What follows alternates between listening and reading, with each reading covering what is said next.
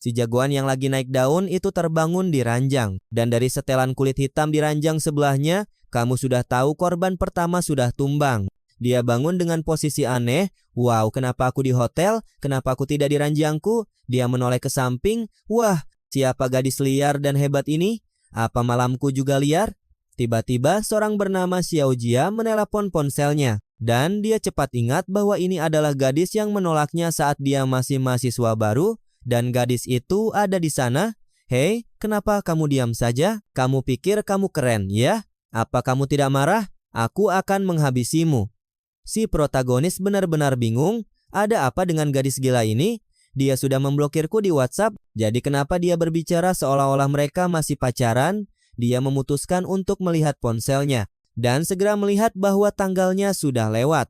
Benar, reinkarnasi yang terkenal ini. Xiao Jia membicarakan Jiang Chuan. Kamu terlalu lambat memberi hadiah. Dan itu sebabnya kamu tidak pantas mendapatkan cinta yang aku tawarkan.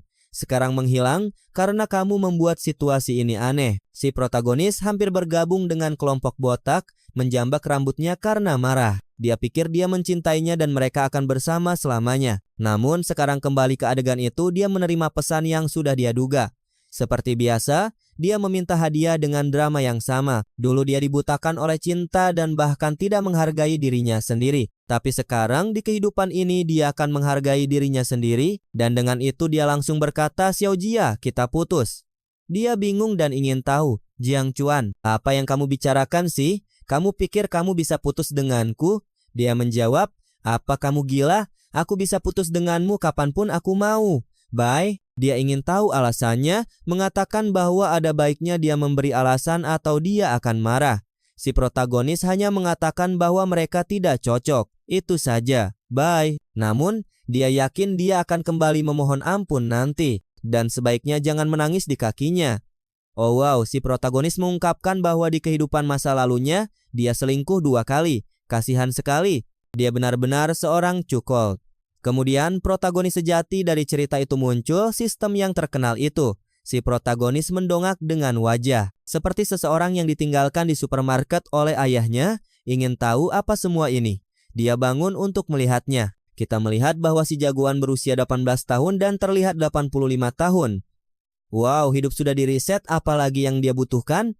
Tapi sekarang dia masih akan mendapatkan 0,40 sen per detik atau 0,8 ribu sehari. Si jagoan bersemangat karena jelas sistem ini membayar per detik. Dia tidak perlu melakukan apapun lagi. Dia menerima starter kit, dan ketika dia memutuskan untuk membukanya, sebuah batu bata kuning jatuh di atas meja.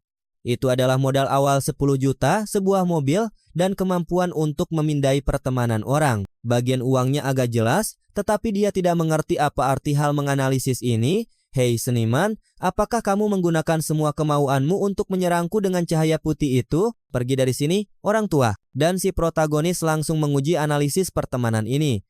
Nama gadis jagoan itu adalah Yu Erkong. Wow, nama yang jelek. 25 tahun, tinggi 1,5 meter, dan terlihat 93 tahun. Wah, kita mulai dengan sesuatu yang tinggi di sini. Selain itu, tingkat pertemanannya adalah 60, yang agak normal. Namun, si protagonis tidak mengerti apa arti nilai privasi yang tertulis di sana. Dia memutuskan untuk mengklik untuk melihat apa itu, dan menemukan bahwa itu adalah jumlah orang yang telah berinteraksi dengan orang itu dalam hidup. Wow, ini adalah impian para Red Pills kan? Dan si protagonis di sana bingung apakah ini berarti jumlah orang yang pernah bersamanya. Dan angka di sana adalah 1. Dia mungkin yang pertama. Kemudian kita melihatnya menelepon si bodoh Xiao Jia di bar, dan jelas dia tidak menjawab. Si cuckold benar-benar tidak mendapatkan apa-apa. Tapi dia menemukan gadis jagoan di sana menangis juga. Mereka berdua sudah minum cukup banyak. Dan mungkin itu sebabnya bahkan dengan pertemanan yang rendah, mereka berhasil mencetak gol.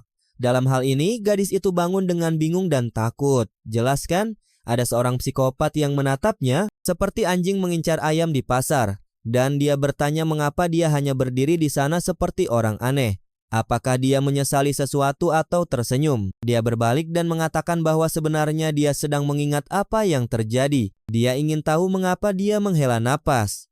Kemudian di tengah malam, wow, bicara soal keberanian, dia mengatakan dia menyesal tidak bertemu dengannya lebih awal. Dan anehnya sistem memberinya kemampuan lidah cepat pada level maksimum. Itu meningkatkan kekuatan semua sel otot di lidahnya dan memberinya fleksibilitas dan kekuatan yang tak tertandingi. Rupanya kita menemukan sistem kecil yang dimiliki PDD dan si bocah memutuskan untuk menguji keterampilannya di sana. Dia sudah menggunakan otot terkuat di tubuh. Dan rupanya itu rahasia karena gadis itu mengatakan dia sangat pandai berciuman. Ini benar-benar berbeda, kalian mulai melatih lidah kalian. Bagaimana kamu akan melatih itu? Semoga berhasil dengan itu. Setidaknya si protagonis sudah sarapan, beberapa waktu kemudian dia bangun di ranjang dengan uang di sampingnya. Apa yang terjadi? Dia sama bingungnya dengan saya kan? Bertanya-tanya apakah dia diperlakukan seperti pelacur. Gadis itu bahkan meninggalkan 10.000 yuan dan mengatakan malam itu sepadan dengan setiap sen. Si protagonis berpikir bahwa gadis gila ini melakukan first time dengannya dan bahkan membayar. Dia benar-benar tidak beres.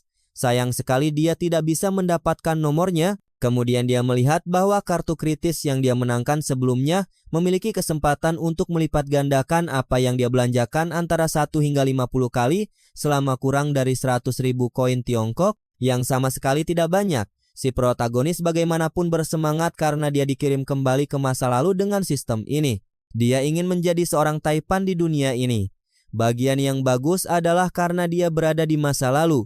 Dia tahu tentang perusahaan-perusahaan tertentu yang akan menjadi terkemuka. Dan hal pertama yang harus dia lakukan adalah mengumpulkan cukup uang untuk membeli saham di startup tersebut. Pernahkah kamu melihat beruang yang berdiri diam di depan air menunggu ikan lewat? Itulah padanan manusianya. Itu adalah gadis seksi di sebelah mobil mewah yang menunggu pemiliknya tiba.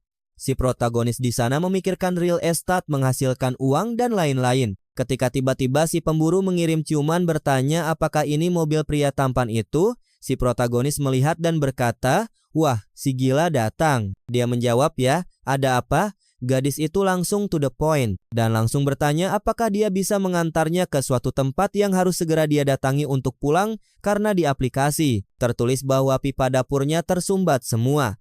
Yang ini benar-benar langsung. Si protagonis mengaktifkan pemindai pertemanan, dia melihat bahwa namanya adalah Chen Li, tapi privasi gadis itu 28. Wow, meskipun persahabatannya 90, gadis ini bisa dibilang mudah didekati, bahkan si protagonis terkejut dan bingung dengan persahabatan 90% ini. Agak berlebihan untuk mereka yang baru saja bertemu, dia mengabaikannya dan masuk ke mobil dengan sedikit bingung dan wow. Lalu dia benar-benar memarahinya, dia bilang 28 saudara sudah membersihkan pipa dapurnya. Jadi dia bisa menelepon yang berikutnya lain kali, apa-apaan ini, dia bahkan meninggalkannya dalam kepulan asap. Si bodoh di sana ingin tahu bagaimana dia tahu dia punya 28 mantan. Dia sedih mengatakan bahwa tidak setiap hari kamu bertemu seseorang yang tampan dan punya uang. Ketika seorang lelaki tua di dekatnya mendengar apa yang dia katakan, dia mendekat, "Oh, nona muda, saya dengar Anda mengatakan Anda punya masalah dengan pipa Anda. Izinkan saya memperkenalkan diri, saya punya 30 tahun pengalaman profesional." Namun dia sudah menyuruh si mesum untuk menjauh darinya.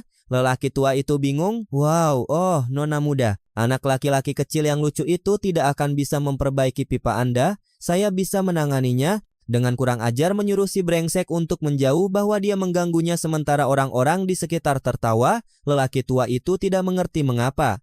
Dan seorang pria berkata, "Hei Pak Tua, kau tidak mengerti. Bukan pipanya yang jadi masalah, dia ingin mereka membersihkan hal-hal lain." Dia melihat dan berpikir, wow, anak muda zaman sekarang benar-benar bergerak cepat. Sementara itu, dia menendang seperti orang idiot dan sekarang sepatunya rusak. Sementara itu, protagonis kita sudah berada di agen real estate. Dia memarkir mobil mewahnya, tetapi pria di sana berpikir, ini dia anak-anak yang membawa mobil ayah mereka hanya untuk nongkrong mengganggu semua orang di sini. Protagonis keluar dari mobil, seperti figur aksi Max Steel dalam pose itu. Dan gadis di resepsionis melihat bahwa pria itu menatap yang berarti dia harus menghadapinya sendirian. Dia sedikit tidak percaya diri tetapi memperkenalkan dirinya sebagai Sia dan bertanya bagaimana dia bisa membantunya. Protagonis meminta sember kentang goreng, jelaskan, si brengsek ini di sini untuk melihat rumah. Jadi benar, ya ampun, apalagi yang akan dia lakukan di agen real estate. Dia bersikap manis menunjukkan segalanya padanya. Sementara pria yang mengabaikannya hanya meminta maaf kepada gadis malang itu. Dunia bisnis ini kejam dan pertama-tama dia harus belajar menyaring klien. Dalam hal ini dia menunjukkan salah satu rumah yang merupakan salah satu yang terbaik dan paling ringkas. Harganya cukup masuk akal dan itu adalah salah satu model populer. Bagaimana menurut Anda, Tuan? Namun Jiang Chuan menyuruhnya untuk mengabaikan yang itu karena dia tertarik pada yang harganya mendekati 1 juta.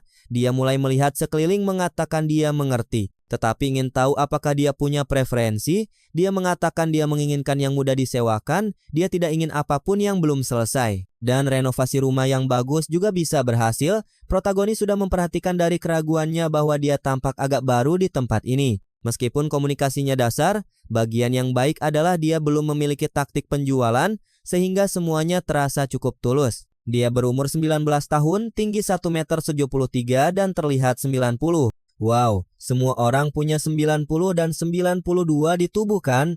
Yang ini sedikit di atas selain sekarang.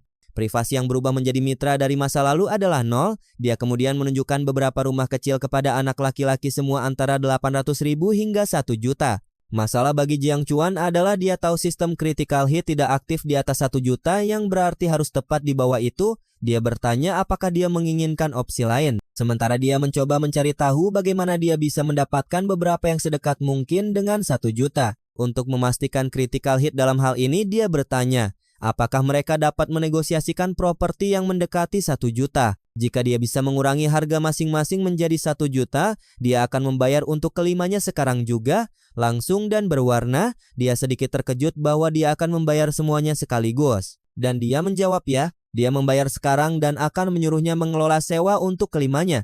Gadis licik itu sudah tahu bahwa komisi, ditambah apa yang akan dia peroleh setiap bulan dari mengurus 5 rumah akan bernilai banyak. Jadi dia bilang dia akan melakukannya sekarang. Sementara itu, si bodoh yang memutuskan untuk mengabaikannya ada di sana di pintu bersembunyi ingin tahu mengapa anak aneh ini punya begitu banyak uang. 1 jam kemudian manajer muncul mengatakan bahwa kontrak untuk kelimanya sudah selesai dan gadis itu akan mengambil 2% dari komisi. Protagonis mengatakan sempurna dia percaya Sia untuk mengelola semuanya dan akan menelepon di masa depan untuk pembelian baru.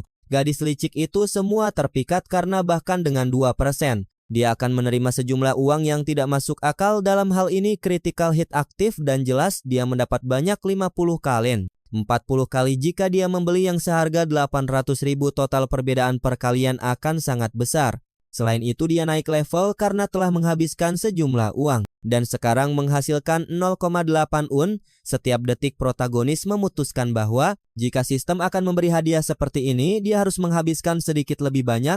Segera dia menelepon Sia mengatakan dia ingin berbicara dengannya. Tetapi dia mengatakan ini sementara dia membayangkan dia mengatakan bahwa ini bukan yang terakhir kalinya gadis itu menggigit jari-jarinya. Apa yang tidak dilakukan kapitalisme pada pekerja yang baik kan?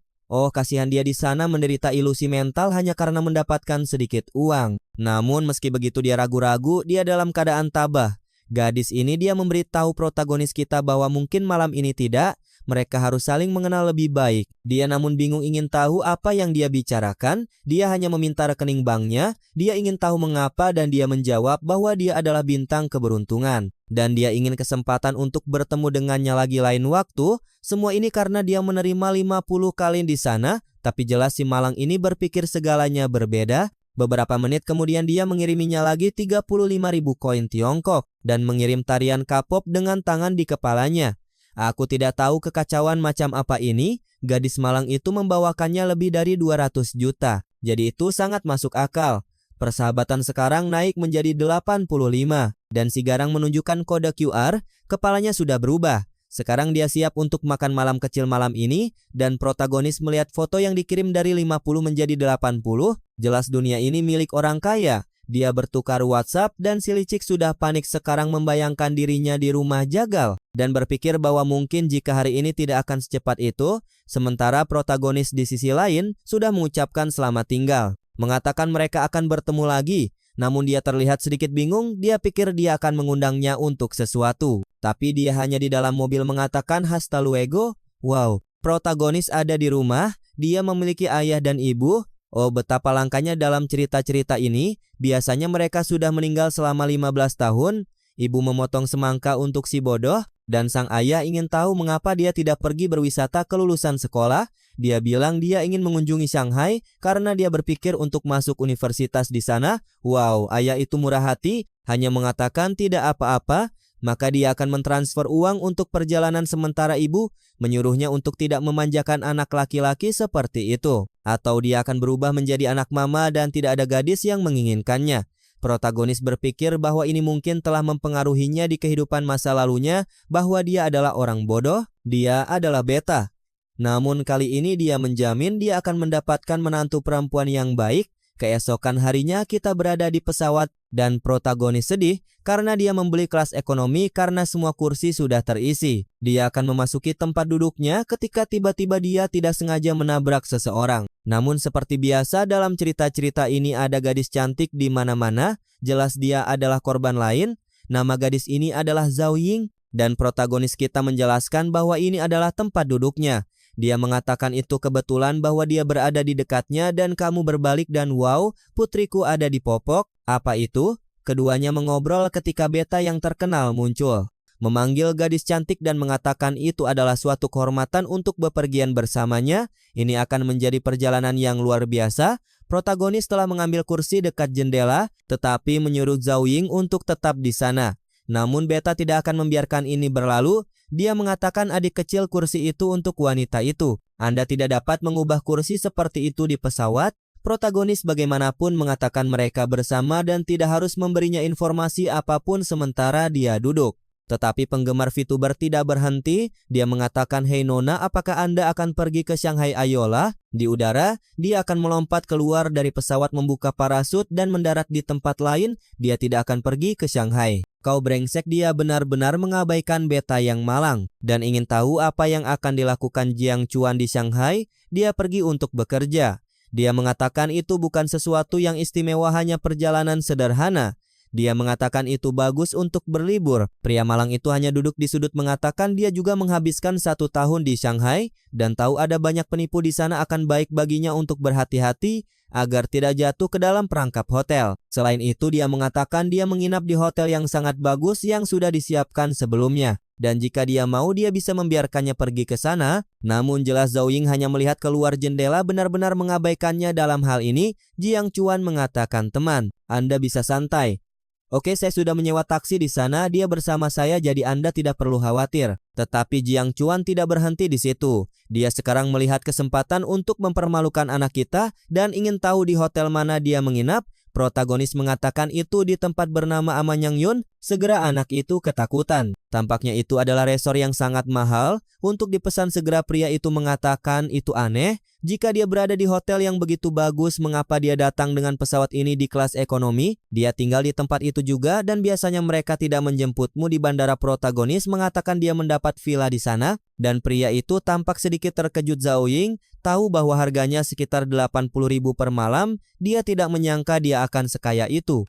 Dia menjawab bahwa dia tahu betul bahwa dia sebenarnya jauh lebih kaya itu karena di sekolah dia tidak hanya terkenal, tetapi juga salah satu yang tercantik. Dan ya, semua orang tahu bahwa setiap kali dia dijemput itu di mobil-mobil mewah. Selain itu, dia adalah tipe yang kebanyakan pria tidak punya keberanian untuk menatap mata, namun dia selalu diam belajar. Tetapi saat itu protagonis hanya peduli pada Xiao Jia. Untuk ditipu dia benar-benar bodoh dan tampaknya keluarganya mengalami beberapa masalah. Karena dia mengatakan dia bukan lagi gadis kaya generasi kedua. Protagonis memperhatikan suasana telah berubah sedikit masam, memutuskan untuk mengubah topik dan mereka mulai berbicara tentang masa sekolah segera. Setelah dia terganggu, dia memperhatikan suasananya lebih santai. Dan dia memutuskan untuk memeriksa apa yang penting. Statistik gadis itu 18 tahun. 172,96 dalam penampilan 96 dalam tubuh. Wow, gadis-gadis ini sudah memaksimalkan skala. Saya ingin tahu apa arti 100 dari 100 untuk artis.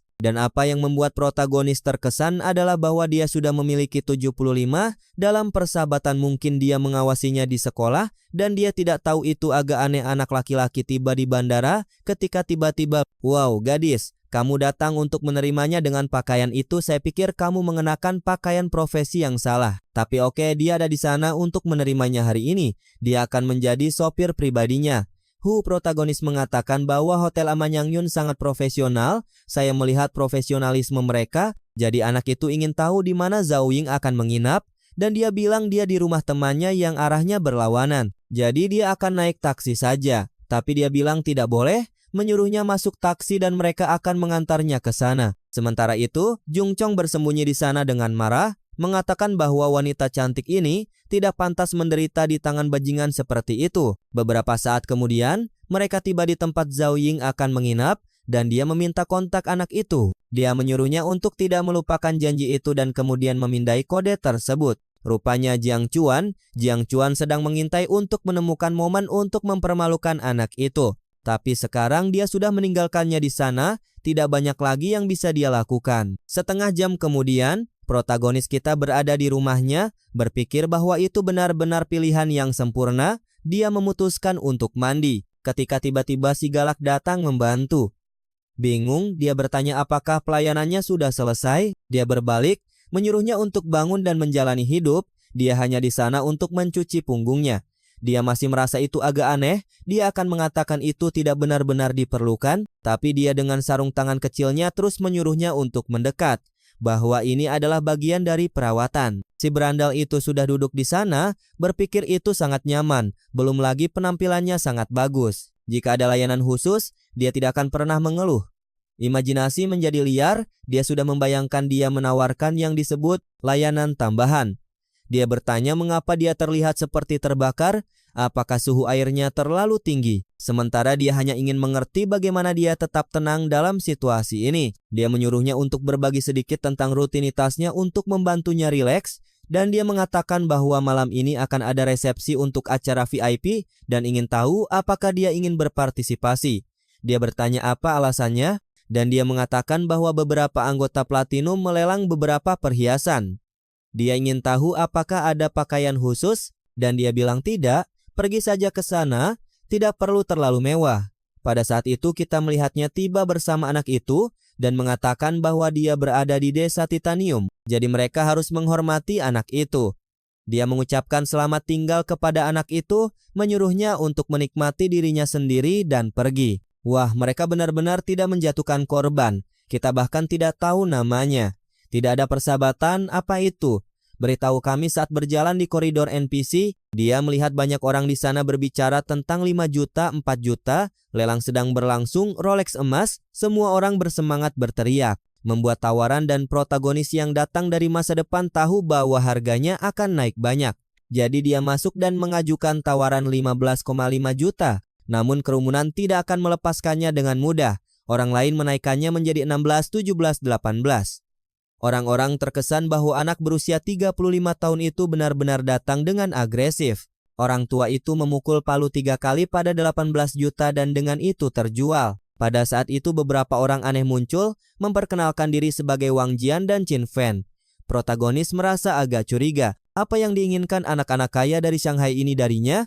Anak pirang yang bernama Qin Fen mengatakan dia adalah penawar nomor 8 dan menginginkan jam tangan itu. Tapi rupanya anak itu sangat menyukainya. Apakah dia seorang ahli jam tangan mewah? Jiang Chuan mengatakan dia bukan seorang ahli dan tidak belajar. Bahkan ini adalah pertama kalinya dia membeli satu, karena dia ingin mencoba sesuatu yang baru. Pria itu mengatakan itu gila. Orang macam apa yang membeli jam tangan seharga 18 juta untuk pertama kalinya? Orang seperti itu seharusnya dia lihat-lihat dulu. Anak itu mengatakan itu karena dia baru saja tiba di Shanghai untuk kuliah. Pria itu terus memujinya, mengatakan bahwa ketika dia berusia 18 tahun, dia tidak akan memiliki keberanian seperti itu. Dan kemudian dia memberitahu anak itu bahwa mereka harus bergaul ketika mereka punya lebih banyak waktu di masa depan. Orang aneh ini, Entahlah, dia sangat baik. Kau tahu dunia ini milik orang pintar, jadi jika kau tidak pintar, kau adalah orang bodoh. Dalam obrolan kecil dengan pengeluaran jam tangan ini, dia menaikkan level sistem lagi dan sekarang menghasilkan 1 yuan per detik. Dia tahu bahwa bagi banyak orang itu akan menjadi uang yang mengubah hidup, namun baginya yang ingin menjadi seorang taipan itu tidak seberapa. Saat dia menaiki tangga, dia melihat Erkang yang dia panggil Xiao Xiao, sebut saja Xiao Xiao, itu lebih baik. Dan si galak berpakaian rapi dan mengenalinya, mengatakan dia adalah anak laki-laki dari malam itu. Dia mengatakan bahwa memang dia adalah salah satu teman terbaik yang pernah dia miliki. Malam itu indah dan dia bahkan dibayar. Dia namun meraihnya, mengatakan dia marah. Dia pikir dia membantu seorang siswa berusia 18 tahun yang miskin. Tapi rupanya dia punya uang.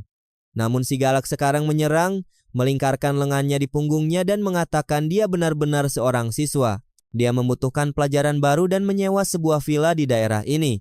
Mengapa mereka tidak pergi ke sana nanti? Apa ini? Gadis itu memiliki sedikit masalah kontrol motor dengan lidahnya dan dia mengatakan dia minum banyak dan dia harus bekerja keras. Wah, tetapi pada saat itu seseorang menyuruh Xiao Xiao untuk tetap diam. Itu adalah seorang pria bernama Zhang Yu yang merupakan mantan tunangannya. Dia mengatakan dia tidak akan melakukan apa-apa, tapi dia hanya menjawab bahwa apa yang dia lakukan bukan urusannya. Dia meraih lengannya dan itu adalah peringatan beta bahwa apapun yang terjadi mereka akan menikah. Wah, tapi dia tidak sebegitu beta karena dia mengatakan tidak mungkin dia menikahi seseorang yang bermain-main dengan temannya. Namun dia menunjuk ke wajahnya dan memperingatkan bahwa pesta pertunangan telah terjadi dan keluarga setuju apapun yang terjadi dia akan dipaksa ke altar. Wah, tapi dia mengatakan dia menjijikan dan hanya ingin menggunakannya sebagai kedok saat dia pergi bersenang-senang dengan pria dan wanita. Pria itu memutuskan untuk memanfaatkan 100% populasi yang tersedia.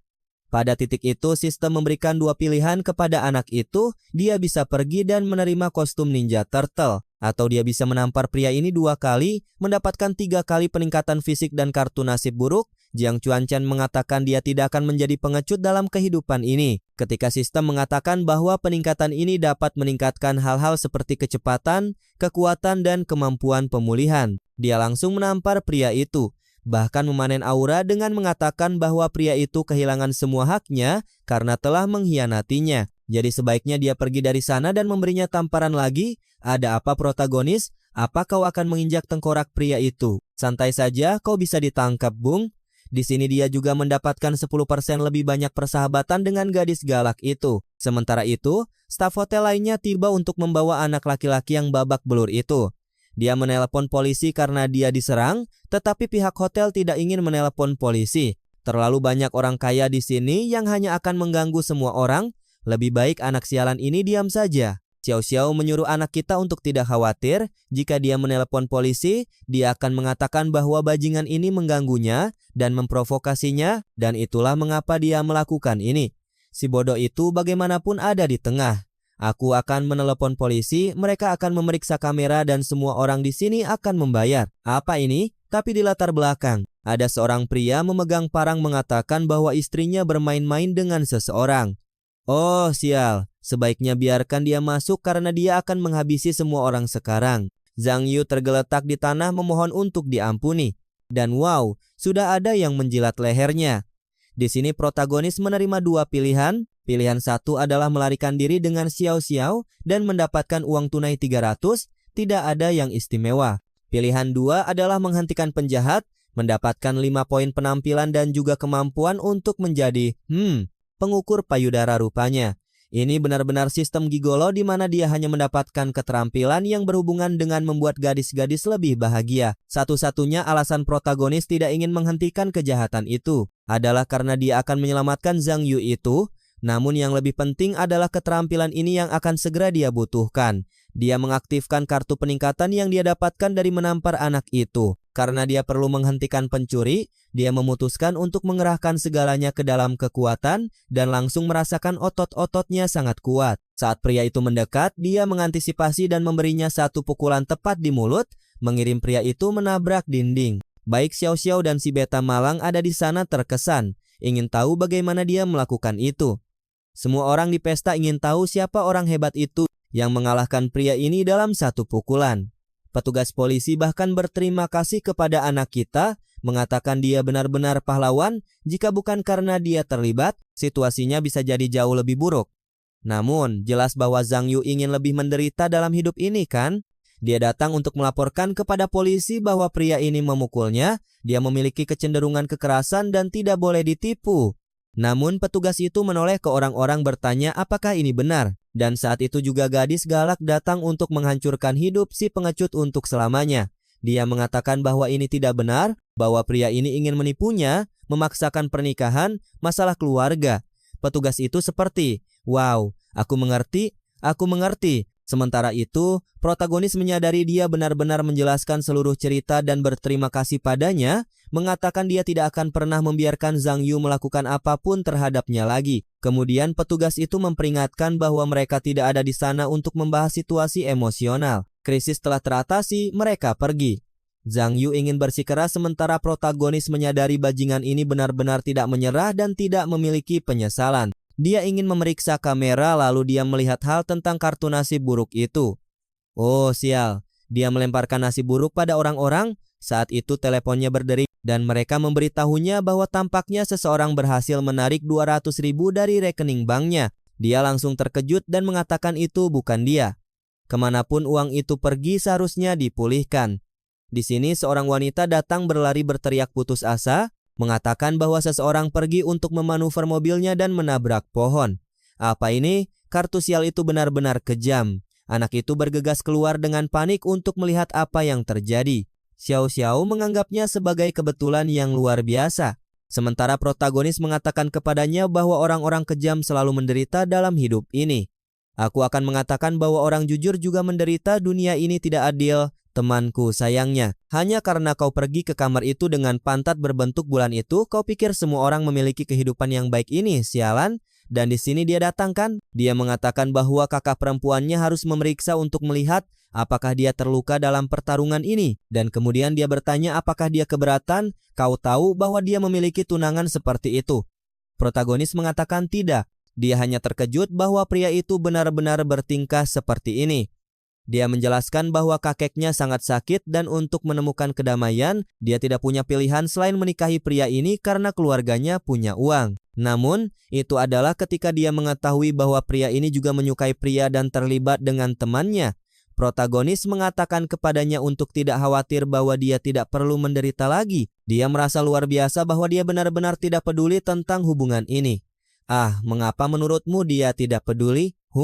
Apa yang dia inginkan darimu? Putriku, lalu dia menariknya mendekat dan bersandar di sandaran dagu, mengatakan padanya untuk tidak khawatir bahwa dia akan menjaganya. Keesokan harinya para pelayan malang harus merapikan seluruh ruangan. Dan tak lama kemudian anak kita berada di restoran. Salah satu temannya memposting di grup sekolah bahwa dia berulang tahun dan mendapat jam tangan besar. Anak kita menganggap ini menarik dan tiba-tiba meminta untuk meminjam kaki Xiao Xiao untuk ulang tahunnya. Dia sedikit bingung ingin tahu apakah itu ulang tahun. Dia mengatakan tidak sepenuhnya seperti itu, tetapi berikan saja kaki itu wanita. Dia mengatakan tidak apa-apa. Lalu mulai berpose begini, berpose begitu, berpose di sana. Ya Tuhan, mengapa dia menginjak roti panggang? Aku pikir seniman itu agak terbawa suasana. Temanku, jauhkan preferensi pribadimu dari cerita. Tolong. Protagonis mengambil gambar semuanya, berpikir bahwa tidak apa-apa di usia 18 tahun dia tidak mendapatkan mobil tetapi kecepatan mesin ini tak tertandingi. Dia mengirimkannya di grup teman dan mereka semua terkejut. Wow, ada beberapa pria di sana yang mendapat rumah, yang lain yang mendapat mobil, yang lain yang mendapat RTX 5090, dan mereka semua lebih memilih seorang wanita. Bukan tanpa alasan, tetapi seorang pria 5090 itu kuat. Tak lama kemudian, dia tiba di dealer mobil. Ayo, sialan, tunjukkan semuanya. Dia sudah ada di sana. Lihat di sini, ada yang itu di sana. Namun, seperti biasa, ada seorang pria tua botak pendek dengan seorang gadis seksi di sampingnya ingin menunjukkan bahwa dia punya uang. Bahkan gadis itu ragu-ragu mengatakan bahwa membeli mobil seperti ini akan terlalu serius. Namun dia berkata, sayang, aku akan menjemputmu setiap hari ketika kau mulai rekamanmu dan kau harus nyaman. Gaun pendek itu bagaimanapun mengatakan itu tidak perlu, dia hanya ingin menjadi pemeran utama protagonis dalam cerita dan berjanji dia akan bekerja dengan rajin.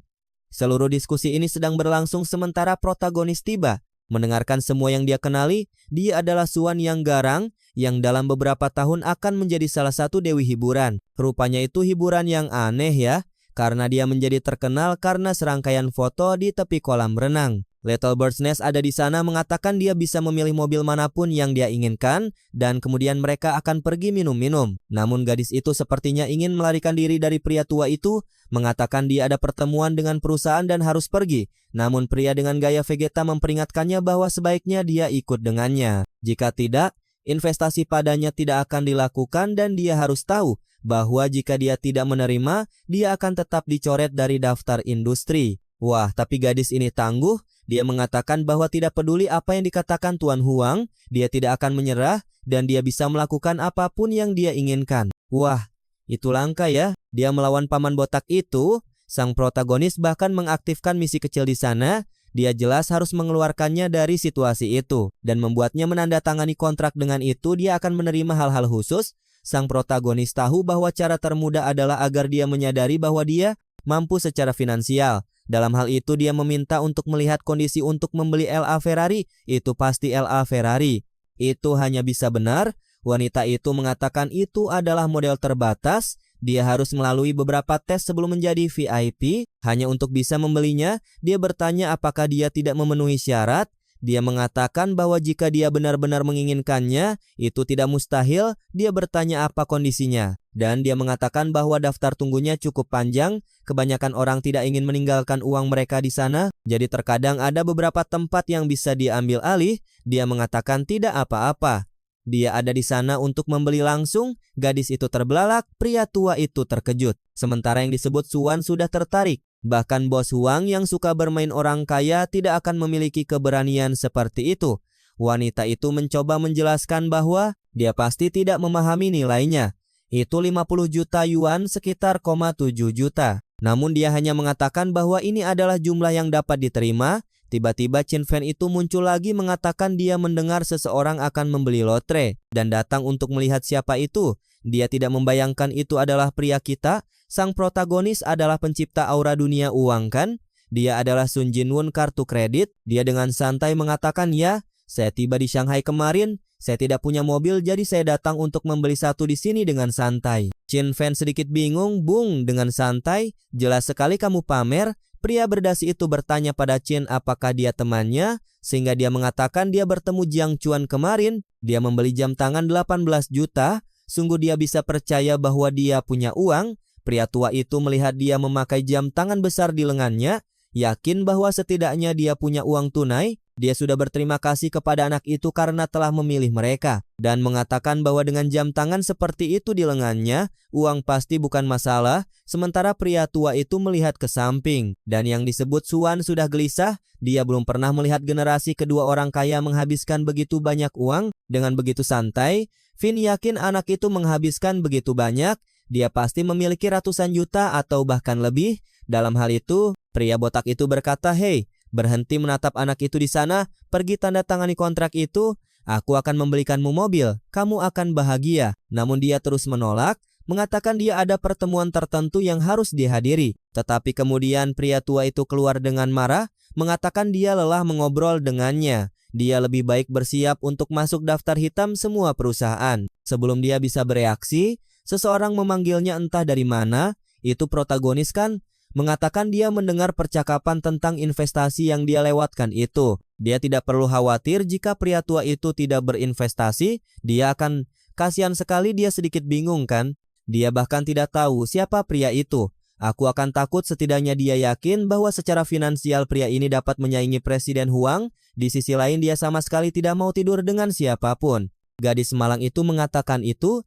Tetapi dia sangat bersemangat melompat-lompat meminta WeChat anak laki-laki kita, mengatakan mereka akan berbicara besok. Dia mengatakan tidak apa-apa dan dengan itu mereka bertukar kontak. Dalam hal itu sang protagonis ingin tahu kapan dia akan mendapatkan mobil itu. Dan pria tua itu mengatakan itu akan memakan waktu setidaknya 1 tahun. Itu adalah minimumnya. Si bodoh Jongchang menjelaskan bahwa dia adalah pria miskin yang baru saja menghasilkan uang. Tidak tahu bahwa mobil sialan ini akan memakan waktu begitu lama. Sekarang semuanya bengkok di sana menyadari bahwa dia akan ditinggalkan. Tetapi dalam hal ini Chin Fan yang masih saya curigai mengatakan akan ada pertunjukan merek asing impor dan mereka bisa pergi memeriksanya bersama.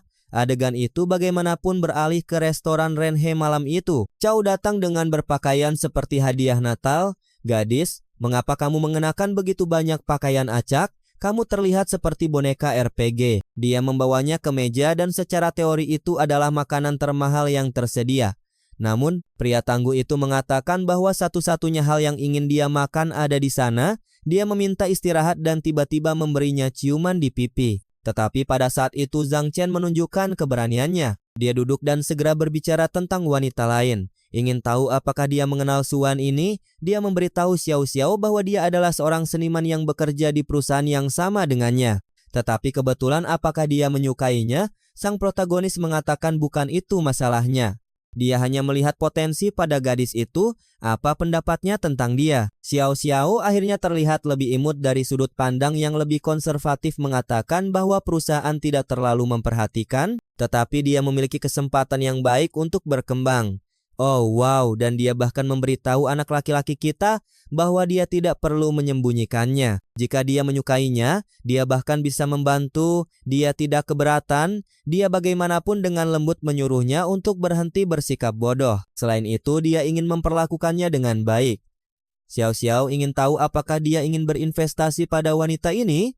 Dia mengatakan ya, dia ingin memasukkan sejumlah dana ke dalam proyeknya. Xiao Xiao mengatakan bahwa dia tidak hanya harus membayar penalti, tetapi dia juga harus membuat perusahaannya sendiri. Dan sebagai protagonis yang baik, dia sudah ingin mempekerjakan Xiao Xiao dan membiarkannya menangani semuanya. Dia tahu karena dia punya cukup uang untuk mendukung perusahaan dengan sistem itu, dia hanya perlu menempatkan seseorang yang berbakat untuk memimpin. Dan semuanya akan baik-baik saja, tetapi Xiao Xiao bilang dia tidak mau menjadi pemegang saham. Tidak, dia hanya ingin gaji normal dan itu sudah cukup. Dia hanya akan mengelola operasionalnya. Dan kemudian tetapi, dia bilang tidak mungkin dia akan mengurus semuanya dan tidak mendapatkan saham. Dia akan bekerja keras dan menghasilkan uang. Kasihan sekali, dia seperti orang bodoh yang emosional, merasa dirinya seperti malaikat. Sementara dia sedang terbawa emosi, teleponnya berdering. Pasti Wan Wan yang menelepon si anak laki-laki untuk bertindak. Dan sekarang sudah hari berikutnya si galak masuk ke mobil. Dia mengeluarkan benda itu dari pantatnya. Dan anak kita sudah bertanya kemana mereka akan pergi, ke Hotel Luigi.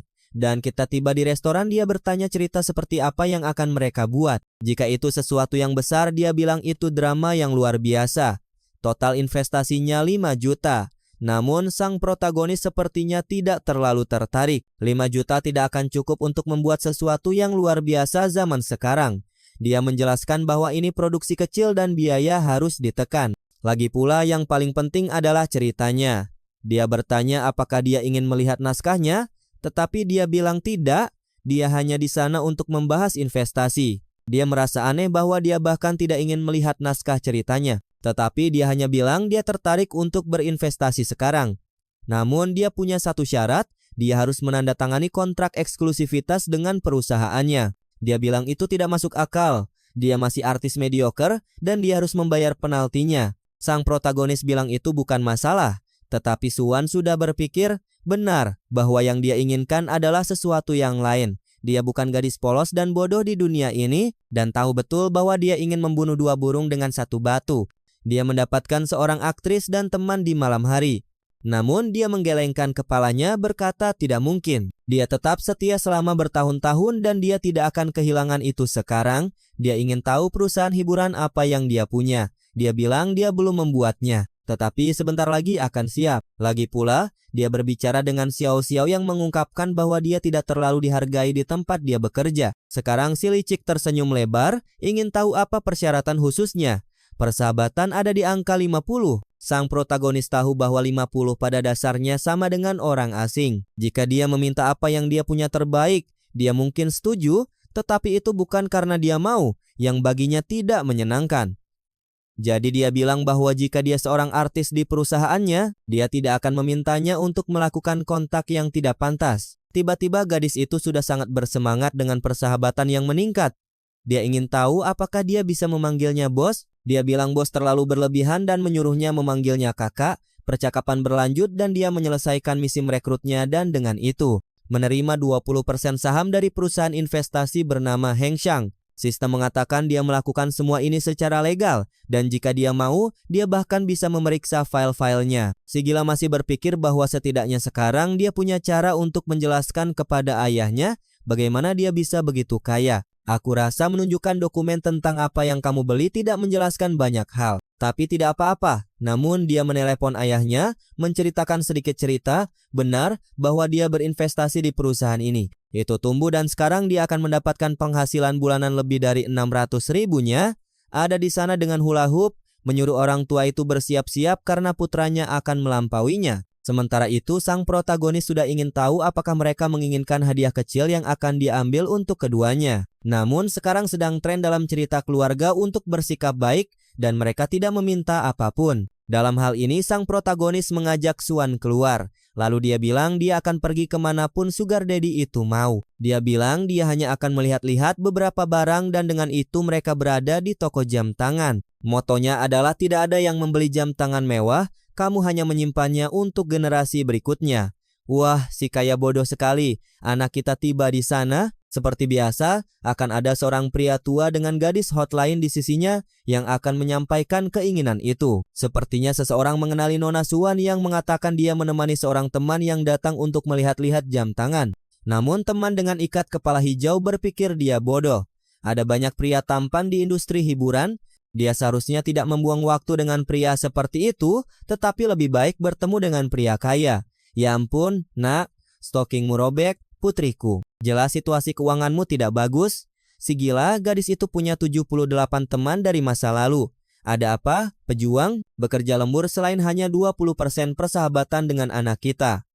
Dalam hal ini, orang tua itu bertanya kepada Rue siapa junior ini. Dan dia bilang itu hanya gadis acak yang berpartisipasi dalam drama kecil yang tidak dikenal.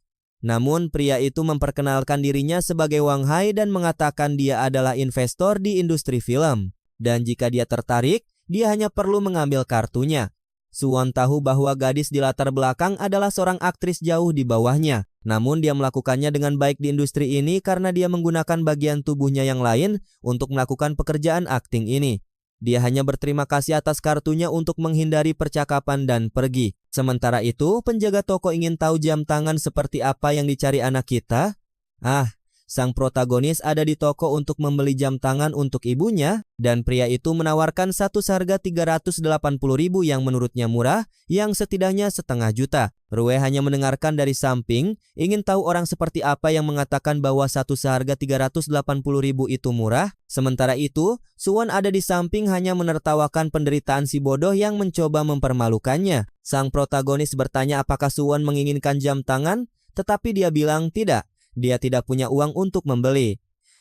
Jelas tidak. Dia mengucapkan frasa yang sempurna agar sistem memberinya misi untuk membeli jam tangan untuknya. Dalam hal ini dia sudah mengatakan bahwa jika dia mau, dia akan membelikannya sebagai hadiah. Dia bilang tidak mungkin, dia lebih suka menghasilkan uang dan membelinya sendiri. Sementara teman itu melihat dari luar berpikir bahwa gadis ini idiot. Selain itu, pria ini mencoba pamer di depan semua orang. Dia mungkin akan melihat beberapa jam tangan dan pergi tanpa membeli apapun. Di sini si pemilik toko sedang memasangkan jam tangan ke pergelangan tangan anak laki-laki kita yang menurutnya terlihat sangat tampan. Dia menyesuaikannya di pergelangan tangannya dan dia bilang itu sempurna. Dia suka yang pas dan ketat. Lalu orang ini di sini benar-benar aneh. Hei kau orang aneh, hentikan lelucon bolak-balik itu. Namun sang protagonis menyadari bahwa persahabatan itu telah tumbuh. Yang ini juga sepertinya tidak beres otaknya ya. Dia menyuruh pemilik toko untuk menyiapkan keduanya. Orang itu sedikit terkejut ya. Gadis yang sudah mengalahkan 6 tim sepak bola itu ketakutan di sana. Ternyata si brengsek itu benar-benar tidak hanya pamer dan punya uang. Sementara itu protagonis juga bertanya pada Swan. Untuk melihat jam tangan wanita di sana, dia seharusnya memilih 2. Pria itu menunjukkan satu di sana semua tertutup, berlian semua mencolok seharga 150.000. Gadis itu memakainya di pergelangan tangannya sudah terlihat silau. Dia mencoba rendah hati dan meminta yang harganya 380.000 meskipun begitu. Protagonis sudah menyuruhnya untuk menagih satu lagi di kartu. Dia menginginkan keduanya juga. Dia di sana semua gembira menyentuh pergelangan tangannya dan berterima kasih padanya. Tapi mengatakan dia seharusnya tidak berjalan-jalan dengan sesuatu yang begitu mahal. Dia menyuruhnya untuk tidak khawatir bahwa dia masih akan menghasilkan banyak uang untuknya. Meskipun begitu dia tidak mau menerima dan mengatakan lebih baik jika dia memberikan keduanya kepada ibunya. Tapi dia bilang bahwa yang di pergelangan tangannya hanya cocok untuk wanita muda. Mereka akan menertawakan ibunya. Jika dia keluar dengan sesuatu seperti itu, dia bertanya apakah dia benar-benar akan menolak dan dia di sana kan tidak tahu banyak apa yang harus dikatakan. Tapi mengatakan tidak apa-apa sungguh, dia adalah bos yang murah hati. Sementara itu pria itu sudah membawa kartu di sana mengatakan bahwa pembayaran telah disetujui dan RU sekarat karena marah bagaimana bisa gadis kotor seperti Suwan memiliki jam tangan yang lebih baik dari miliknya di pergelangan tangannya. Jelas orang tua itu ragu-ragu di sana kan? Dia meminta model yang dia tahu tidak ada dan sudah pergi. Dia bilang sayang sekali itu tidak tersedia. Mereka akan kembali nanti. Penjual bertanya apakah Nonalin RU ingin meninggalkan reservasi ingin melihat yang lain, tapi jelas dia juga tidak punya uang, dia hanya mengatakan mereka akan bicara nanti. Sementara itu protagonis menyelesaikan misi menerima cashback 3 kali lipat. Wow, anak itu benar-benar akan menghabiskan uang. Kami pergi ke toko tas dan itu hal yang sama kan? Sampai di sana melihat-lihat berkata aku akan mengambilnya segera. Gadis di konter semua terkesan mengatakan bahwa sekarang mereka adalah pelanggan VIP. Si licik semua gemetar, tapi di malam hari kami tiba di rumah Suwan yang jelas menawarkan kan bertanya, apakah dia ingin segelas air, namun dia memainkan permainan dan mengatakan berbahaya untuk naik ke sana dan sesuatu mungkin terjadi wow, dan dia benar-benar pergi begitu saja berpikir sementara dia pergi. Ah, itu adalah taktik penjahat kan? Dia bilang dia tidak akan dan kemudian dia kecewa. Ingin tahu apakah dia benar-benar tidak tertarik? Apa?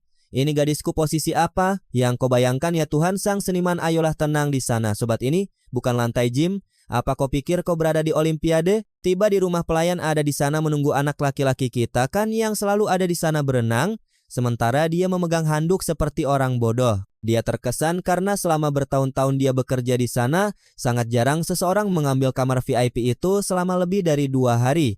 Namun dia sepertinya akan tinggal di sana seminggu pasti. Dia harus menawarkan layanan yang sempurna. Sementara itu protagonis ingin tahu apa yang unik dan istimewa untuk dimakan di tempat itu. Dia mengatakan hotel itu memiliki makanan Cina, Italia, Prancis, Jepang, semua yang terbaik. Bahkan ada ikan emas khusus dengan truffle dari entah dari mana. Dia berterima kasih padanya, tampaknya menginginkan itu, tetapi juga meminta pijatkan. Dan inilah dia, aku sudah takut anak ini selalu dengan celana dalam kecilnya, dengan beberapa burung semua bengkok. Dan si malang sekarang berpikir pijat akan mudah. Tapi dia dipengaruhi oleh gravitasi. Selain itu sepertinya bahkan ada hal-hal aromaterapi. Dan dia terkesan sementara teman itu berbicara hanya agar dia duduk dan bersantai. Tampaknya protagonis bingung. Ingin tahu apakah ini bagian dari paket? Atau apakah sesuatu yang lebih terjadi? Oh wow, aku pikir aku tidak tahu seberapa lengkap layanannya kan, tapi dia bilang dia akan menunggunya besok. Karena dia membawanya ke pertemuan mobil,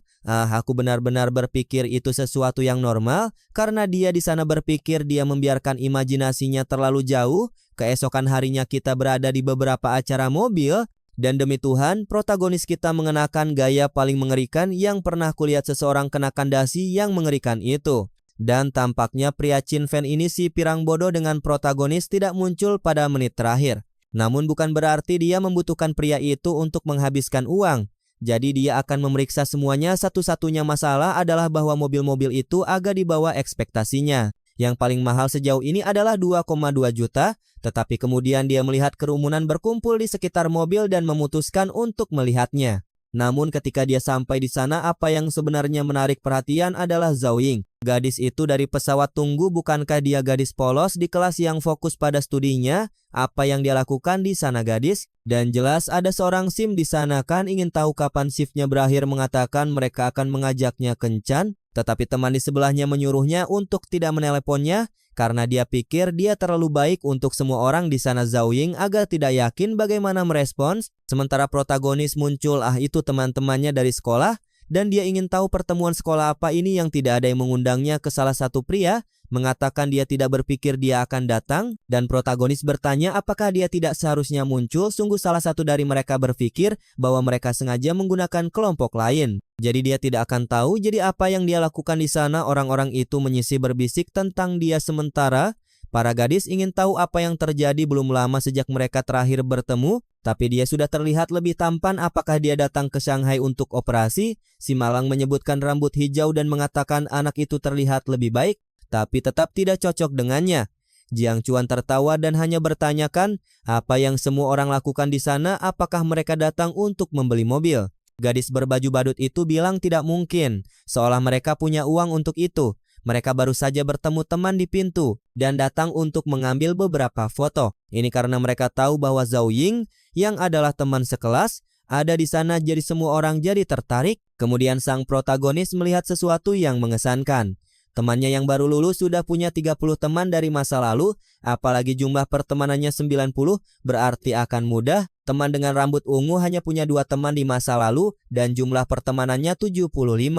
Wow, tapi dia terlihat 85, ya ampun. Metrik di sini benar-benar kacau. Menurutku dia seperti 60, atau mungkin dia menyembunyikan sesuatu yang istimewa, siapa tahu. Sang protagonis ingin tahu mengapa jumlah pertemanan gadis-gadis ini begitu tinggi. Mereka bahkan tidak menyukainya, juga tidak berbicara dengannya di kelas. Gadis berambut oranye ingin tahu apa yang dia konsumsi, apa yang dia lakukan di sana. Sementara protagonis kita mengabaikan segalanya dan menyapa Zhao Ying, mengatakan bahwa dia terlihat lebih cantik dari hari itu. Dia semua bersandar ingin tahu apakah dia datang untuk melihat-lihat mobil juga. Dia bilang ya, dia sedang mencari untuk membeli satu. Teman di sebelahnya sudah menyuruhnya untuk bangun dari mimpi. Dia yang dulu naik skuter listrik ke sekolah berbicara tentang membeli sesuatu seperti itu. Pria itu mulai menyebutkan harga berbagai mobil. Dan sang protagonis memberi selamat padanya, mengatakan bahwa ketua kelas benar-benar tahu tentang mobil super. Sayang sekali dia tidak membeli satu pun. Wow, oh protagonis, itu tidak tahu terima kasih ya kan? Dia meremehkan pria itu begitu saja. Bahkan Zhao Ying meminta mereka untuk menjauh dari sana. Sial, dia mengganggu pekerjaan gadis-gadis itu. Mereka membuat kerumunan berdiskusi. Oman, entah dari mana dia meletakkan tangannya di wajahnya dan mengatakan dia datang ke sini untuk mencari mobil. Karena keluarganya bilang itu hadiah karena dia mendapat nilai bagus di ujian universitas. Dia agak aneh, menyuruhnya untuk bertanya pada wanita lain karena dia tidak mengerti apapun tentang mobil. Namun bocah itu tak terhentikan ya kan? Dia bilang dia merasa lebih baik belajar segalanya bersamanya. Jiang Chuan mencoba membantu gadis itu dengan mengatakan, ayolah sobat, dia sudah bilang dia tidak mengerti kan? Atau kau hanya di sini untuk mengobrol dengan Dewi? Pria itu menyuruh Jiang Chuan untuk berhenti ikut campur. Dia juga hanya menjadi gangguan di sana. Tapi kemudian sang protagonis bertanya apakah seandainya dia membeli mobil, modelnya ikut serta. Zhao Ying tertawa, menyuruhnya untuk berhenti bercanda. Dan temannya mengatakan hal yang sama, ya kan? Seolah-olah dia punya uang untuk melakukan itu. Tiba-tiba manajernya tiba dan memperingatkan bahwa dia tidak menghasilkan 2.000 sehari hanya untuk mengobrol dengan seorang teman. Kasihan dia dimarahi. Sang protagonis masih berkata, wow Li Shudong, kau berbicara dengan gadis itu dan membuatnya menderita di tempat kerja, sungguh tidak bertanggung jawab. Kemudian sang protagonis memberitahu dealer bahwa mobil itu tidak terlalu bagus, tetapi modelnya membuatnya terlihat bagus. Dan dia ingin tahu apakah dia ikut serta. Segera bos memeriksa arlojinya dan memberitahu bocah itu bahwa kendaraan itu pasti dilengkapi dengan cat untuk melindungi film. Aku tidak tahu apa maksud ganda di sini, tetapi bocah kita mengatakan untuk menagihnya ke kartu saja. Kemudian teman-teman sekolah ingin tahu apakah dia sudah gila dan akan mempermalukan dirinya sendiri. Seolah-olah dia punya 8 juta untuk dihabiskan seperti itu. Dan kolektor tubuh di sana jelas sudah bersemangat dan gemetar sehingga Li Shudong menyuruh Jiang Chuan untuk berhenti merasa hebat. Dia akan berakhir mempermalukan dirinya sendiri di sini dan membuat Zhao Ying kehilangan pekerjaannya. Sang protagonis mengatakan dia membeli mobil itu justru karena dialah yang akan mendapat manfaat. Dan bos setuju, jika bocah itu benar-benar membeli, komisi akan diberikan kepada Zhao Ying. Wow, tingkat pertemanannya sudah 82 ya kan? Segalanya meningkat dengan cepat dan Li Shudong ingin tahu jika anak itu benar-benar akan mencoba trik legendaris. Ups, kartuku dibekukan. Aku akan menelpon seseorang di sini dan menghilang. Sang protagonis hanya menyuruh bos untuk menagihnya ke kartu dengan cepat karena dia sedang terburu-buru. Dengan itu, transaksi selesai dan pria itu sudah memuji bocah itu, mengatakan dia akan menyiapkan dokumen sekarang dan meminta Zhao Ying untuk menjaga bocah itu. Li Shudong bingung bagaimana orang ini tiba-tiba mengeluarkan 8 juta seperti itu. Pria berambut hijau itu tidak percaya. Rupanya anak itu menyembunyikan diri di sekolah dan gadis yang lain sudah mencapai 95 pertemanan. Sebentar lagi dia harus pergi ke kamar mandi untuk berganti pakaian. Dia menawarkan untuk masuk ke mobil, tetapi pria berambut ungu mengatakan itu adalah mobil 2 tempat duduk, ya kan? Tidak ada ruang untuknya. Namun gadis 95 itu mengatakan bahwa Zhao Ying harus kembali bekerja dan menjual lebih banyak mobil.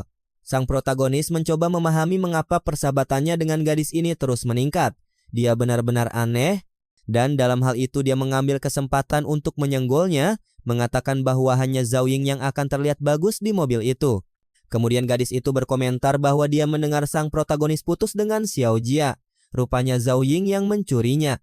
Rencananya sekarang adalah untuk memastikan mereka merasa tidak nyaman. Zhao Ying tampaknya tertarik dengan informasi ini, ya kan? Dia pikir sang protagonis bersama Xiao Jia itu. Dan Jiang Chuan menghindarinya, mengatakan bahwa putusnya dengan Xiao Jia tidak ada hubungannya dengan Zhao Ying, meskipun dia mengakui pria manapun akan tergila-gila padanya. Kemudian temannya memperhatikan arlojinya, ya kan? Dan mengatakan ada sesuatu yang salah. Apakah dia hanya berpura-pura di sekolah?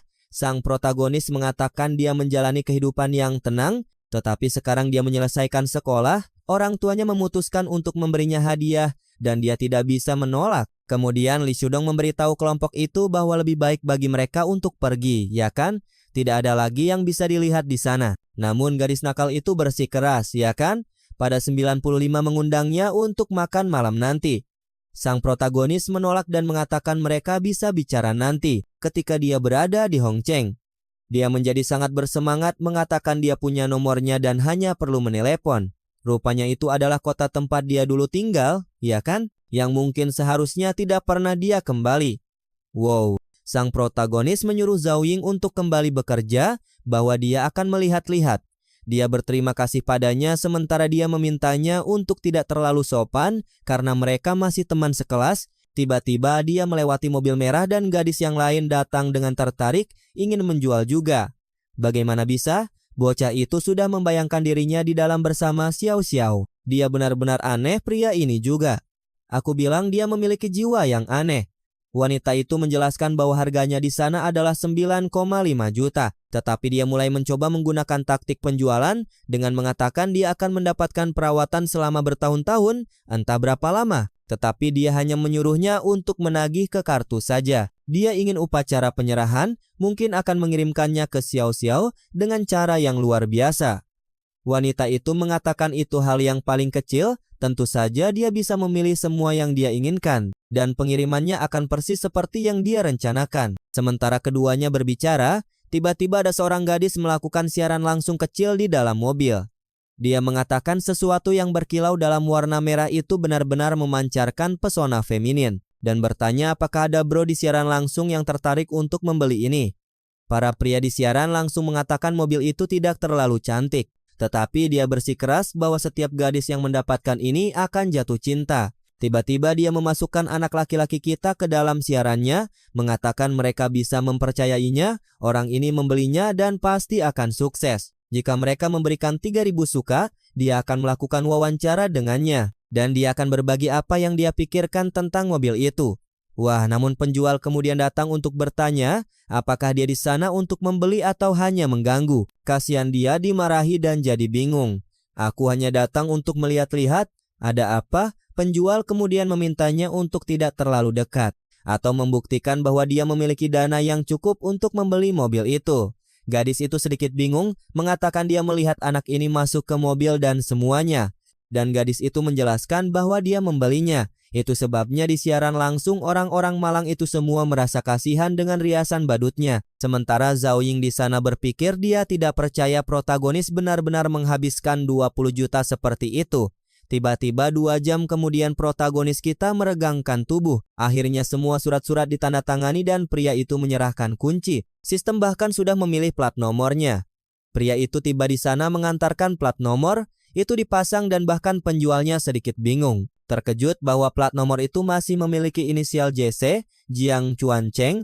Bajingan itu punya uang dan pengaruh. Protagonis mengatakan itu bukan sesuatu yang istimewa. Dia telah memesan plat nomor itu jauh-jauh hari dan hanya itu. Namun penjual tidak suka itu. Dia tahu anak ini mencoba menyembunyikan pengaruhnya dan menganggapnya bodoh.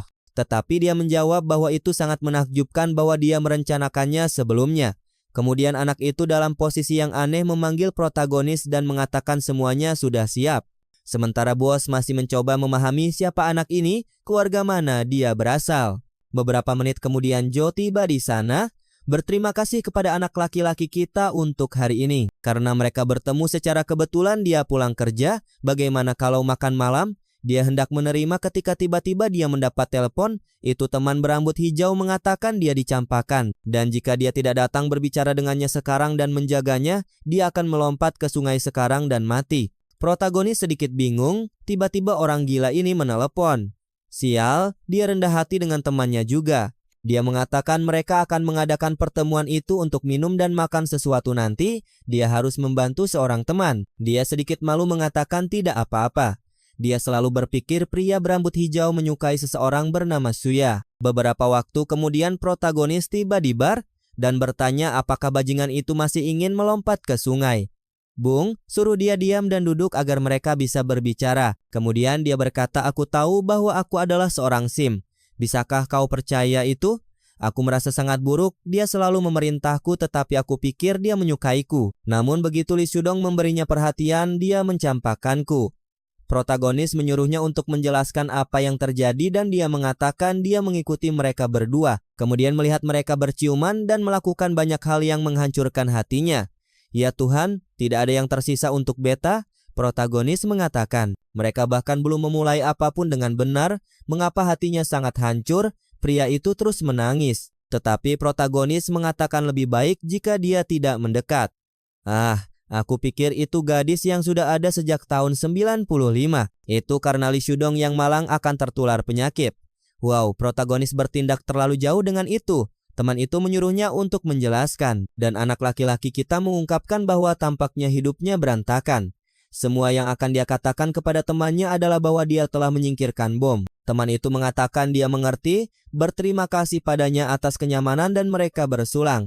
Beberapa waktu kemudian dia naik taksi. Protagonis duduk di sana untuk mengirim pesan di dalam mobil. Ketika tiba-tiba Chen Li tertentu muncul, 65 mitra. Artis itu sudah ingin meluncurkan rekaman 1000 dalam sehari, dan gadis itu mengatakan bahwa ini adalah mobil pacarnya, jadi sebaiknya dia melepaskan tangannya dan menjauh, atau dia harus membayar kerusakannya. Namun tiba-tiba ketika dia melihatnya dari dekat, tiba-tiba dia sedikit bingung, mengatakan dia mabuk dan dia sangat mirip dengan pacarnya. Aku pikir itu teknik rayuan.